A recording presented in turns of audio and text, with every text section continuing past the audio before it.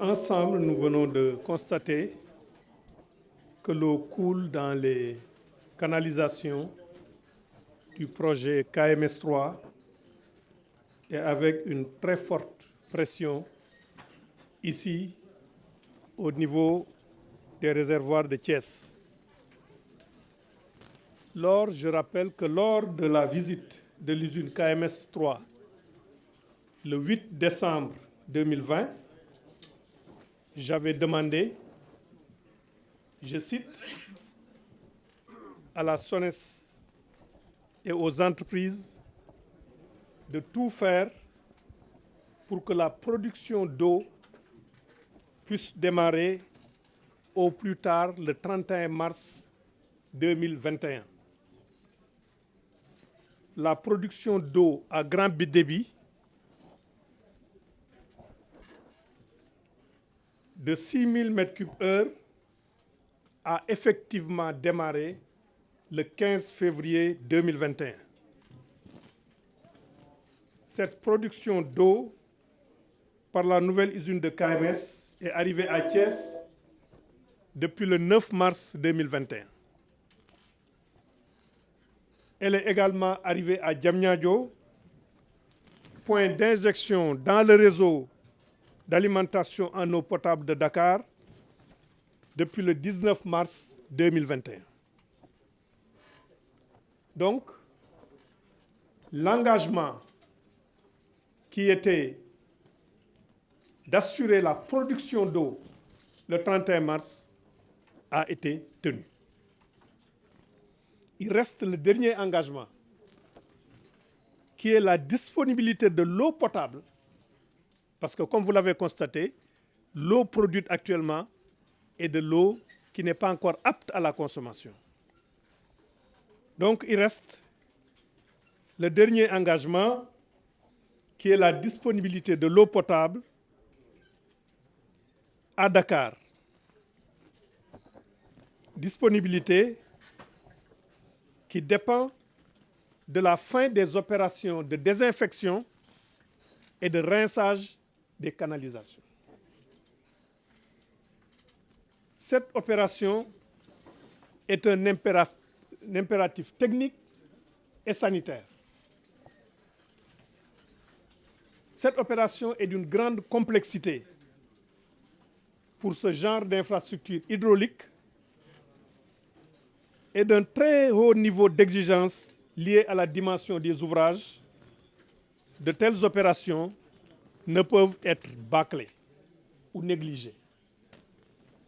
En conséquence, pour le respect du protocole technique et sanitaire, l'eau actuellement disponible et l'eau actuellement produite est transportée jusqu'à Thiès puis à Diamniadio et qui atteste que l'usine et les canalisations sont fonctionnelles. Cette eau ne peut être distribuée en l'état pour la consommation humaine. C'est de l'eau qui est utilisée pour nettoyer, désinfecter et rincer. Donc, on attendait que l'usine de KMS produise de l'eau pour utiliser cette eau pour ces opérations. On aurait pu gagner du temps en utilisant l'eau de KMS 1 et KMS 2. Mais si on l'avait utilisée pendant ces jours de désinfection, de nettoyage et de rinçage, il y aurait à avoir un manque d'eau à Dakar. Voilà donc l'information que je voudrais donner ce jour. Nous avons décidé de poursuivre le processus de potabilisation de l'eau, qui passe obligatoirement par la désinfection puis le rinçage des canalisations qui transportent cette eau vers les zones de consommation. C'est un acte de responsabilité pour l'État, conformément aux recommandations de l'Organisation mondiale de la santé. Je voudrais rappeler que cette exigence de conformité préserve la santé des populations. Je partage les difficultés d'accès à l'eau potable que les populations éprouvent dans certains quartiers de Dakar. Mais j'invite les compatriotes à faire encore preuve de patience. Nous sommes très proches du but. Vous comprendrez évidemment que je ne vais pas avancer de date précise aujourd'hui. Parce que comme les ingénieurs me l'ont dit, ce sont des opérations complexes et on n'est pas à l'abri de surprises et d'incidents techniques.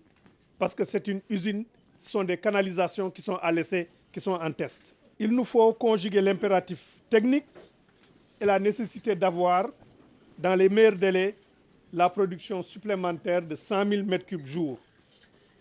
Le gouvernement demande aux entreprises. Et donc là, je demande aux entreprises, au nom du gouvernement, aux entreprises co-contractantes des marchés du projet KMS 3, à la SONES et à la SEN'EAU, de tout faire pour que l'eau potable produite, parce qu'on ne produit pas encore de l'eau potable, pour que l'eau potable produite par KMS puisse être distribuée aux ménages au plus tard dans l'intervalle de temps du protocole sanitaire et technique qu'il faut ressortir qu'en tenant compte de quelques aléas, on peut rendre disponible l'eau au niveau des ménages en hypothèse optimiste le 5 mai 2021 et en hypothèse pessimiste le 20 mai 2021. Je le dis sous réserve qu'il n'y ait pas d'incidence technique majeure. Et espérons et prions qu'il n'y ait pas d'incidence technique majeure.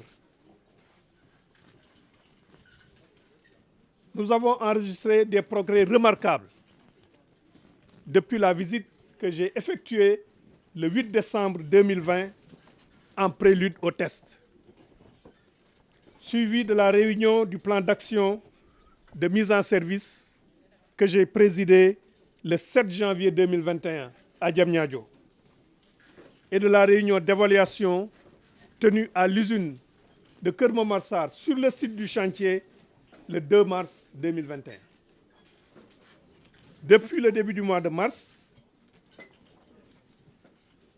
600 000 m3 d'eau ont été produits par l'usine de Keur Momar Sarr.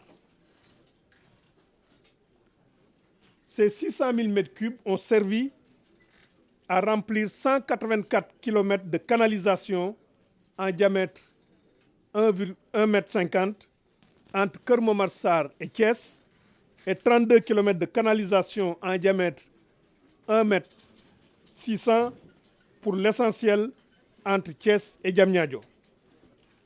Cette eau a permis de nettoyer 130 sur les 216 km de canalisation du projet Keur Momar Sarr 3. Il y a 6 semaines donc, aucune goutte d'eau n'était dans les conduites de Keur Momar Sarr à Thiès sur l'ALG 3.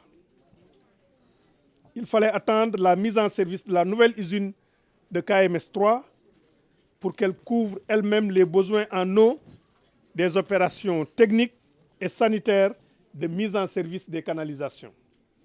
Ces volumes ne pouvaient être prélevés, comme je l'ai dit tout à l'heure, sur les usines de KMS 1 et de KMS 2 qui servent à l'alimentation en eau des populations dans un contexte de tension sur la distribution de l'eau potable. Depuis une dizaine de jours, l'eau a atteint ce point des réservoirs de Thiès, qui est à 184 km du point de production de Keur Momar Sarr. À partir de cette zone de transit vers Dakar, l'eau est convoyée aux portes de Dakar, au lieu précis du point K, à la lisière du nouveau pôle urbain de Diamniadio. Je voudrais indiquer que c'est beaucoup de travail. Et comme vous le savez tous, depuis un an, l'économie mondiale, les entreprises ont été perturbées par la pandémie de la Covid. Et malgré ce contexte difficile, les équipes en charge du projet ont travaillé d'arrache-pied pour pouvoir livrer l'usine, produire l'eau et la mettre à la disposition des populations dans des délais qui étaient conformes ou pas loin du planning qui était arrêté. C'est près de, on avait dit 1,3 milliard, mais l'exposé d'aujourd'hui a montré que c'est 1,5 milliard. 1,5 milliard de litres d'eau qui vont être utilisés pour ces opérations. Et il y a un temps de séjour de l'eau dans les canalisations pour la chloration pour pouvoir assurer des conditions de production conformes aux normes sanitaires. Nous allons donc poursuivre tout ça. Et cette usine qui produit déjà de l'eau, et nous espérons que cette eau sera disponible dans l'intervalle de temps que j'ai indiqué. Cette usine et ce projet relèvent d'une ambition que le chef de l'État, le président Macky Sall, a eue pour notre pays. Nous aurons, après la mise en service du surpresseur de Mékhé, 100 000 m3 supplémentaires. J'ai demandé donc à la Sen'Eau de tout mettre en œuvre pour que ces 100 000 m3 d'eau puissent se ressentir sur la disponibilité de l'eau pour les populations. Et l'exposé qui a été présenté par la Sen'Eau montre que Sen'Eau est consciente des enjeux